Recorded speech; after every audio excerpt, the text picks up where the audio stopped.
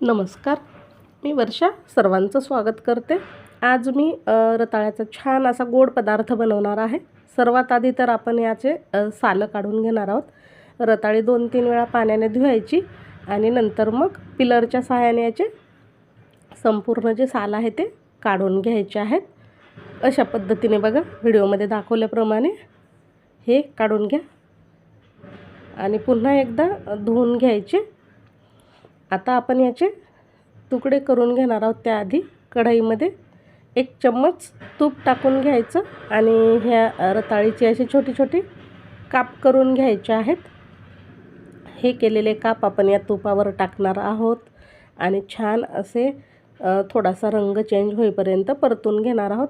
अप्रतिम चव येते बघा साजूक तुपाची. याला साजूक तूपच टाका. तर हे परतून घ्यायचे 1-2-3 मिनटासाठी. थोडासा याचा कलर चेंज होतो आणि नंतर मग आपण बाकीचं साहित्य यामध्ये टाकणार आहोत. अगदी झटपट आणि उपवासाला चालतो हा पदार्थ. नक्की करून पहा. तर आता थोडासा रंग चेंज झाला की यामध्ये मी साखर टाकली आहे. साखर तुम्ही तुमच्या आवडीनुसार टाका, कारण रताळीसुद्धा गोडच असतात.